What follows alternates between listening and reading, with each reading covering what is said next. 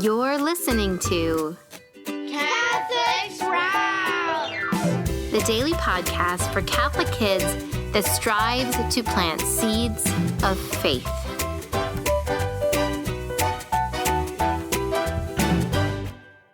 Hey there, Sprouts. My name is Patrick Pulis, and I am the founder of Saint of the Month, where we send amazing boxes about the saints filled with cool gifts, and we teach you, your family, your parents, and the children how to be a saint.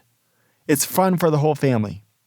Today is November 28th, 2024, and today we celebrate the feast day of St. Catherine Labouré. This week on Catholic Sprouts podcast, we are discussing Saints of Advent. Today we are going to talk about St. John of the Cross. St. John's father was born in a wealthy family, but when his father married a poor girl, his family disowned him. And so he and his wife worked as weavers to make a living. But when John was 3 years old, his father died.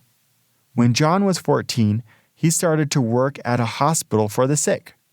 St. John loved to learn, and when he was old enough, he joined the Carmelite monks and began to study at the University of Salamanca.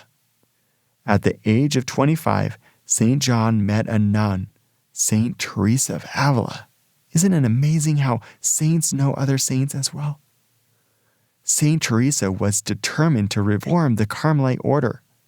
The Carmelites were supposed to be dedicated to God, prayer, and poverty, but instead they lived with riches and distractions. To show that things of this world didn't matter much, they walked around in sandals, even in the winter. And so they were called descalced, or the barefoot. Teresa gave John a house in Salamanca and told him to start the first new group of barefoot monks. Soon many men joined, so much that they had to move to a larger house in a town. He soon started a few more monasteries.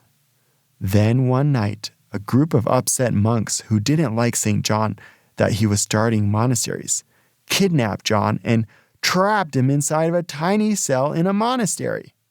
The room was so small and dark and had no window. The kidnappers only gave him a little water, bread, and scraps of fish to eat. St. John would read his prayers by standing on the bench so he could read from the light coming from the other room. Every so often, the upset monks would ask John if he would change his mind about starting new monasteries, and St. John replied no. As a result, the monks would line up one by one and hit John with a whip. St. John spent his time writing poems in his head, and the guards would even sneak papers for him to write letters to the other monks.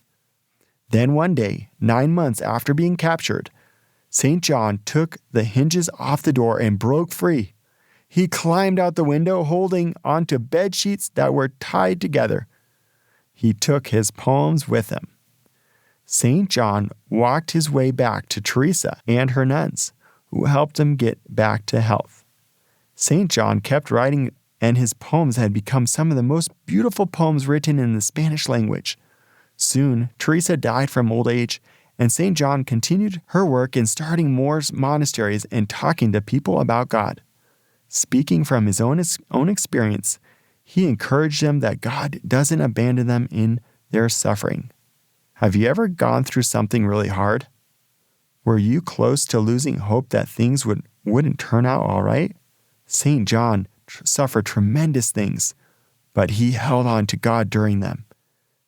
Have you ever heard of the saying, could see a glimmer of light at the end of the tunnel? Well, St. John believed that a bad situation would soon come to an end. He once said, the endurance of darkness is the preparation for great light. When you're going through a darkness, keep your eyes on God, and soon you will get stronger than ever and see the great light that St. John talks about. You can always share your struggles with friends and family to help you get through it, but also share it with God.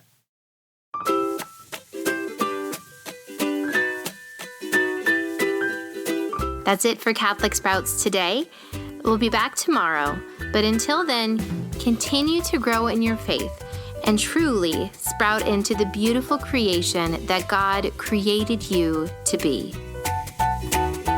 If you like learning about today's saint, check out our resources we have at Saint of the Month. We have free resources like a game to play with your friends called the St. Andrew's Bowling Game. You get a free bowling card in the mail, and you try to fill out the card by doing a different activity each day. It's free and can be found on our website at saintofthemonth.com/Catholic Sprouts. Go there and fill out your address, and we'll send you one for you to play with your family and friends. We also have Saint of the Month subscriptions, and ooh, do I love sending out these boxes, which are a great way for the whole family to explore different saints each month.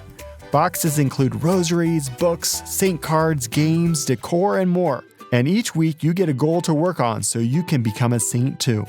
Use the promo code Catholic Sprouts at checkout, and we'll send you an extra free box with the start of your subscription. Don't forget to check out our Catholic card game called Eye of the Needle, where you get a mission to win a game by collecting saints.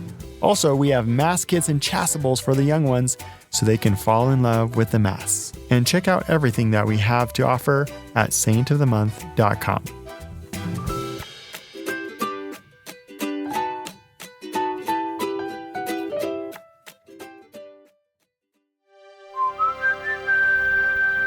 This podcast is part of the Spoke Street Network. For more great podcasts, visit spokestreet.com.